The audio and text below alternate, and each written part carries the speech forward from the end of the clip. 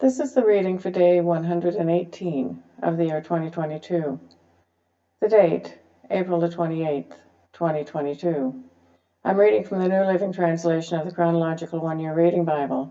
Today's scripture is from the book of 2 Samuel. 2 Samuel chapter 15, starting at verse 1. Heading, Absalom's Rebellion. After this, Absalom bought a chariot and horses, and he hired 50 bodyguards to run ahead of him. He got up early every morning and went out to the gate of the city. When people brought a case to the king for judgment, Absalom would ask where in Israel they were from, and they would tell him their tribe. Then Absalom would say, "You've really got a strong case here. It's too bad the king doesn't have anyone to hear it. I wish I were the judge. Then everyone could bring their cases to me for judgment, and I would give them justice." When people tried to bow before him, Absalom wouldn't let them. Instead, he took them by the hand and kissed them.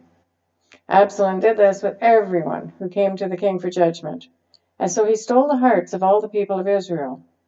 After 4 years, Absalom said to the king, "Let me go to Hebron to offer a sacrifice to the Lord and fulfill a vow I made to him. For while your servant was at Geshur in Aram, I promised to sacrifice to the Lord in Hebron, if he would bring me back to Jerusalem." "All right," the king told him, "go and fulfill your vow." So Absalom went to Hebron, but while he was there, he sent secret messengers to all the tribes of Israel to stir up a rebellion against the king. "As soon as you hear the ram's horn," his message read, "you are to say, 'Absalom has been crowned king in Hebron.'" He took 200 men from Jerusalem with him as guests, but they knew nothing of his intentions. While Absalom was offering the sacrifices, he sent for Ahithophel, one of David's counselors, who lived in Gilo. Soon many others also joined Absalom, and the conspiracy gained momentum.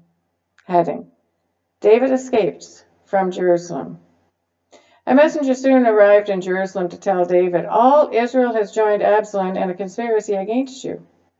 "Then we must flee at once, or it will be too late," David urged his men. "Hurry. If we get out of the city before Absalom arrives, both we and the city of Jerusalem will be spared from disaster." "We are with you," his advisers replied. "Do what you think is best." So the king and all his household set out at once. He left no one behind, except 10 of his concubines to look after the palace. The king and all his people set out on foot, pausing at the last house to let all the king's men move past to lead the way. There were 600 men from Gath who had come with David, along with the king's bodyguard. Then the king turned and said to Ittai, a leader of the men from Gath, "Why are you coming with us? Go on back to King Absalom, for you are a guest in Israel, a foreigner in exile. You arrived only recently, and should I force you today to wander with us? I don't even know where we'll go. Go on back and take your kinsman with you, and may the Lord show you his unfailing love and faithfulness." But Ittai said to the king, "I vow by the Lord and by your own life that I will go wherever my lord the king goes, no matter what happens, whether it means life or death." David replied, "All right, come with us." So Ittai and all his men and their families went along. Everyone cried loudly as the king and his followers passed by. They crossed the Kidron Valley and then went out towards the wilderness. Zadok and all the Levites also came along, carrying the Ark of the Covenant of God. They set down the Ark of God, and Abiathar offered sacrifices until everyone had passed out of the city. Then the king instructed Zadok to take the Ark of God back into the city. "If the Lord sees fit," David said, "he will bring me back to see the Ark and the tabernacle again. But if he is through with me, then let him do what seems best to him." The king also told Zadok the priest, "Look, here is my plan. You and Abiathar should return quietly to the city with your son, Ahimaaz, and Abiatar's son, Jonathan. I will stop at the shallows of the Jordan River and wait there for a report from you." So Zadok and Abiathar took the Ark of God back to the city and stayed there. David walked up the road to the Mount of Olives, weeping as he went. His head was covered and his feet were bare as a sign of mourning. And the people who were with him covered their heads and wept as they climbed the hill. When someone told David that his advisor Ahithophel was now backing Absalom, David prayed, "O Lord, let Ahithophel give Absalom foolish advice." When David reached the summit of the Mount of Olives, where people worship God, Hushai the Archite was waiting there for him. Hushai had torn his clothes and put dirt on his head as a sign of mourning. But David told him, "If you go with me, you will only be a burden. Return to Jerusalem and tell Absalom, I will now be your advisor, O king, just as I was your father's advisor in the past. Then you can frustrate and counter Ahithophel's advice. Zadok and Abiathar, the priests, will be there. Tell them about the plans about being made in the king's palace, and they will send their sons, Ahimaaz and Jonathan, to tell me what is going on." So David's friend Hushai returned to Jerusalem, getting there just as Absalom arrived.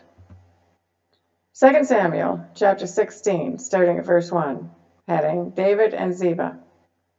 When David had gone a little beyond the summit of the Mount of Olives, Ziba, the servant of Mephibosheth, was waiting there for him.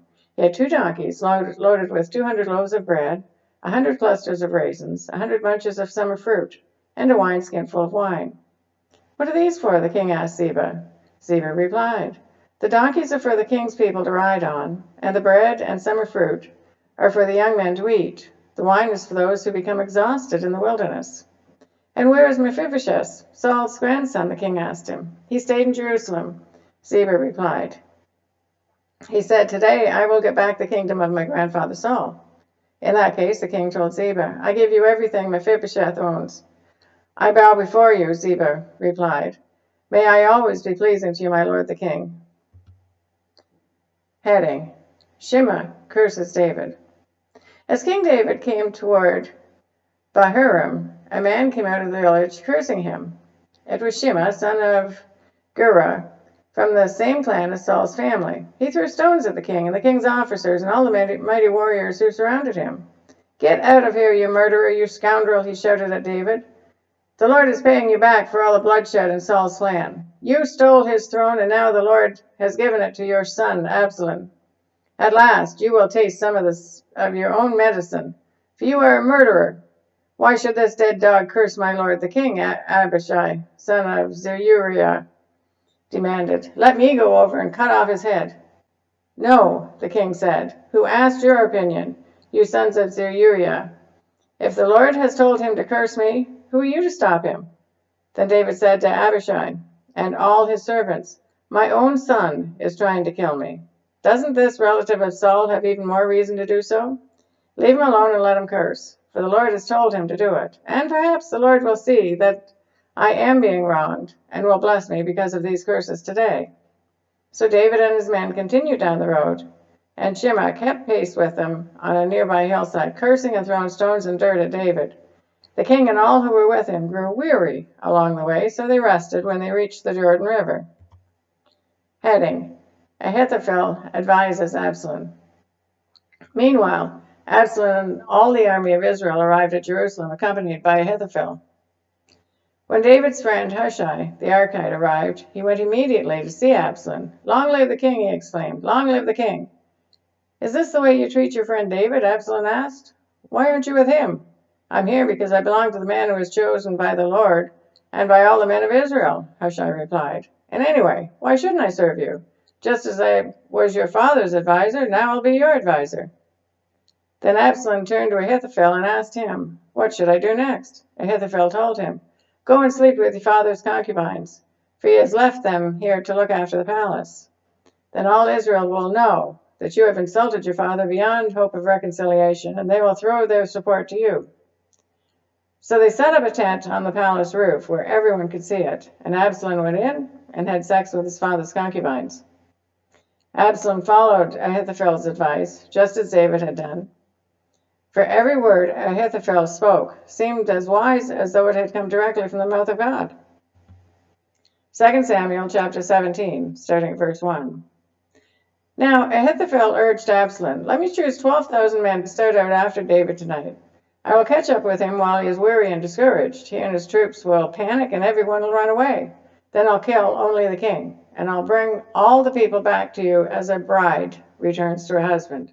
After all, it is only one man's life that you seek.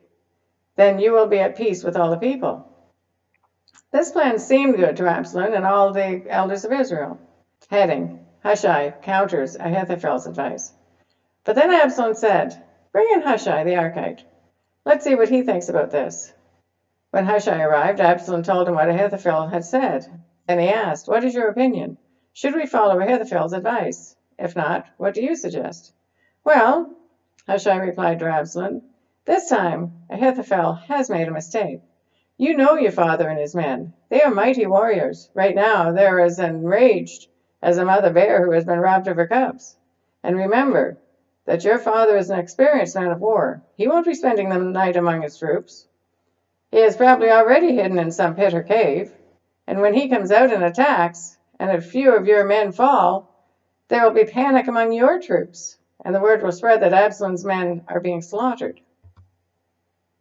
Then even the bravest soldiers, though they have the heart of a lion, will be paralyzed with fear. For all Israel knows what a mighty warrior your father is and how courageous his men are. I recommend that you mobilize the entire army of Israel, bringing them from as far away as Dan in the north and Beersheba in the south. That way, you will have an army as numerous as the sand on the seashore. And I advise that you personally lead the troops. When we find David, we'll fall on him like dew that falls on the ground. Then neither he nor his men will be left alive. And if David were to escape into some town, you will have all Israel there at your command. Then we can take ropes and drag the walls of the town into the nearest valley until every stone is torn down." Then Absalom and all the men of Israel said, "Hushai's advice is better than Ahithophel's." For the Lord had determined to defeat the counsel of Ahithophel, which really was the better plan, so that he could bring disaster on Absalom. That is the reading for day 118 of the year 2022. God bless each and every one of you, and may God be with you until we meet again.